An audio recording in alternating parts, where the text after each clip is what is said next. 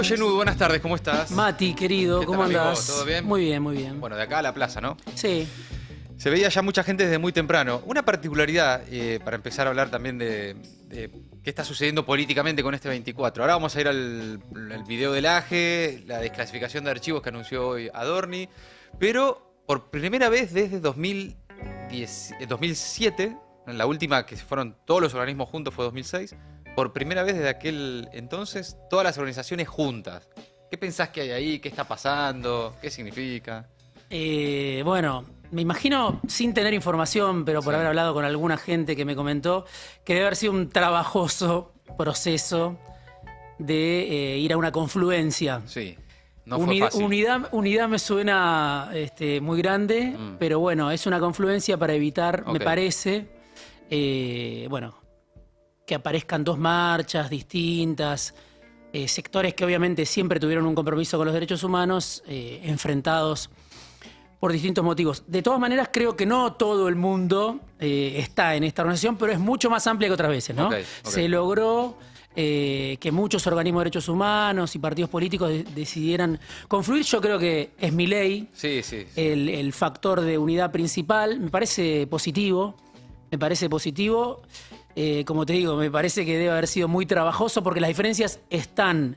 No veo que eso redunde inmediatamente, automáticamente en un proceso de unidad en otros aspectos, pero contra el golpe de Estado, contra la política de un gobierno negacionista, contra un gobierno que va camino a aumentar otra vez la deuda con el Fondo Monetario Internacional, que ajusta a los jubilados, que reprime, son muchas cosas que vienen asociadas al plan Milei como para que los que defienden los derechos humanos o los que defienden otra idea de modelo de país marchen divididos.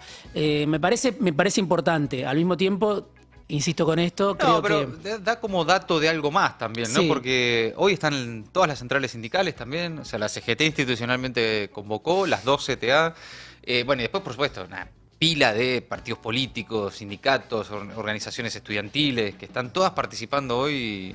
Da la sensación de que había también, producto de lo que pasó en las últimas semanas, como un mensaje ahí que todos están queriendo dar, ¿no? Sí, creo que hay en las diferencias históricas en los organismos de derechos humanos, que no empezaron con el kirchnerismo, pero se profundizaron como nunca con el kirchnerismo, tiene que ver con qué relación hay con el poder de turno, ¿no? Organismos que crecieron durante la dictadura militar, bajo la dictadura militar, las madres, las abuelas, bueno, cómo se posicionan ante distintos gobiernos, sobre todo con los gobiernos que le dan de alguna manera cierta razón, reconocimiento a esos movimientos de derechos humanos, ¿no? No los que los persiguen, no los que los ahogan, no los que los echan de sus puestos de trabajo, sino con un gobierno que tiene cierta empatía con esos movimientos de derechos humanos. Bueno, ¿cómo se hace para relacionarse? Ahí me parece que está la diferencia y hay 20 años de distancia.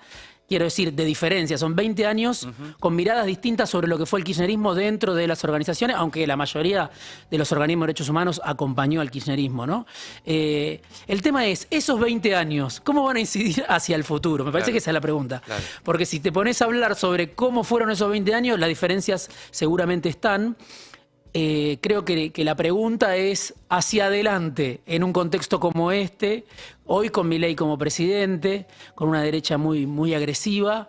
¿Qué queda de ese proceso? ¿Qué balance? ¿Qué aprendizaje? Si hay aprendizaje, porque muchas veces hay una especie de negación a aprender sobre los procesos que generaron divisiones, en los que hubo quizá tensiones. Entonces me parece que ahí está la pregunta. Tanto tiempo de distancia, diferencia, incluso de desconfianza, de relaciones que se rompieron al interior de los organismos de derechos humanos. Bueno, hoy en el presente, con un gobierno como este que difunde un video como el que hoy difundió Agustín Laje, bueno, ¿en qué lugar queda todo eso?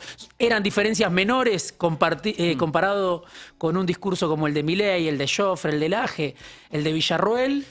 ¿O siguen siendo central? Me parece que esa es la pregunta, o una de las preguntas posibles. Hablemos de eso ahora, porque bueno, hoy un spot con Agustín Laje como protagonista, uno de los ideólogos de esta línea ya desde hace rato. El año pasado algo similar, pero con el Tata Joffre. Y ya Milei y Villarroel lo venían diciendo públicamente, ¿no? En aquel debate con Sergio Massa, Milei agarró el argumento de Macera en el juicio de las juntas y ¿no? La idea de guerra. Bueno, no es una novedad. Ahora, ¿qué estás viendo en las últimas horas con este video que supongo que habrás visto? ¿Tuviste el placer de ver de Laje? Me desayuné con el video. Ah, arrancaste bien la mañana, ok, bien. ¿Y qué tenés para aportar? No sé, sobre eso? está filmado, pareciera, no sé, ¿es en la Casa Rosada? ¿Dónde está filmado? Hay un equipo de filmación oficial de La Rosada en el predio de la ex-ESMA la semana pasada filmando, el miércoles. Filmando este video. No sé si Laje filma él presencialmente. Claro, yo no sé cuál es el ámbito desde el que habla Laje. Me sonó a que era un despacho oficial. Pensé que en principio publicado por las redes oficiales de la Casa Rosada. Obviamente, es el mensaje del gobierno que elige a Laje.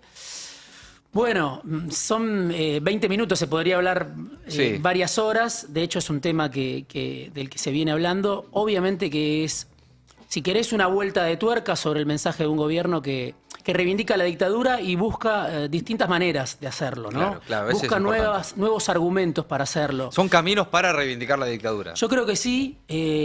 Me parece que ya no es solo el número de los desaparecidos, aunque hay un pasaje importante en el cual Laje cita fuentes, no cita la nota aquella famosa de Hugo Alconada Amón en la que Estados Unidos reconocía que había 22.000 muertos.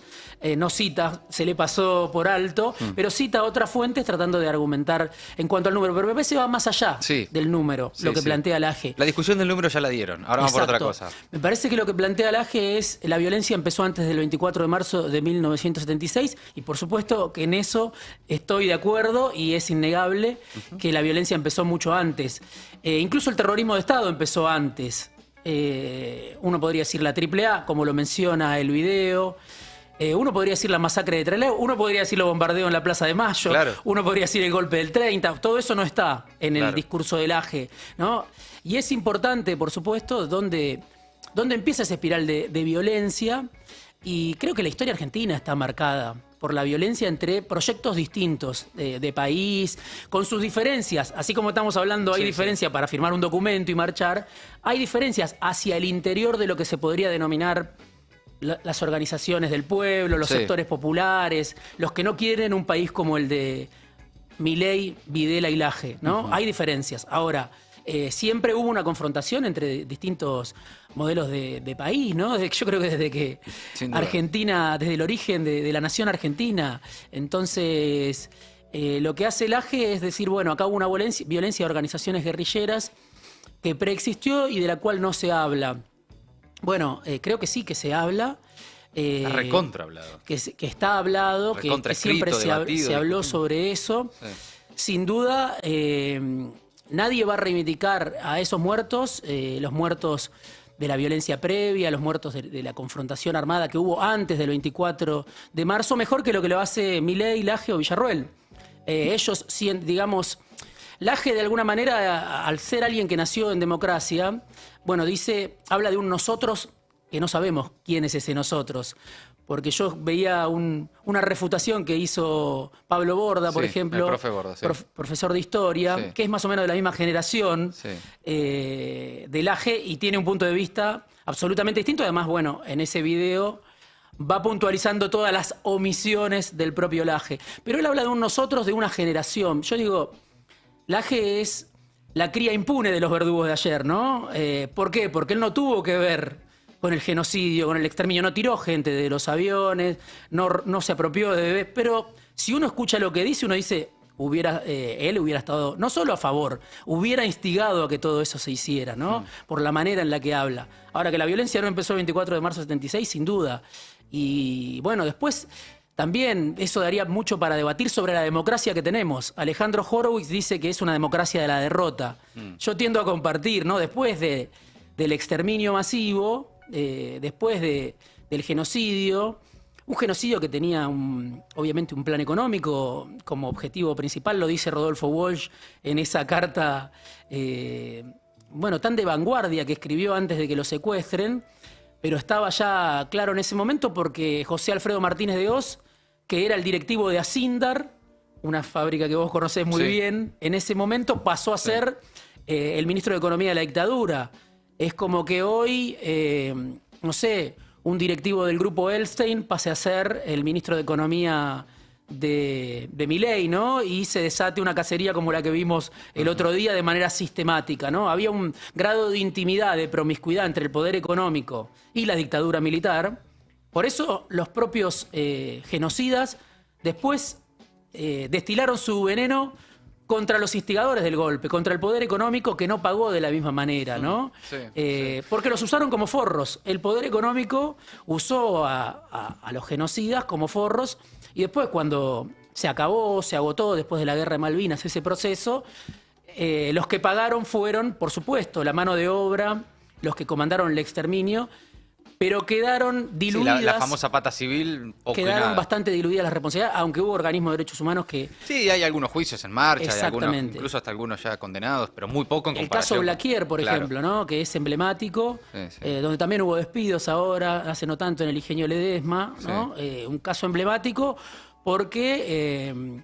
las empresas ponían su infraestructura al servicio del secuestro y la desaparición. O sea, las camionetas de Ledesma, ¿no? Sí, claro. O la Ford de Pacheco, en ese momento, bueno, también con cierto... Lo que cada uno de los grupos económicos obtuvo. El recordado papel prensa de Clarín, pero y todos, ¿no? La estatización de la deuda. La estatización de la deuda del grupo Macri, ¿no? Y varios más. Sí, claro, algo sacaron. Todo eso no está, claro, como lo dice Borda, todo eso no está en el mensaje de Milei. Y tampoco está de Laje, y tampoco está el Plan Cóndor.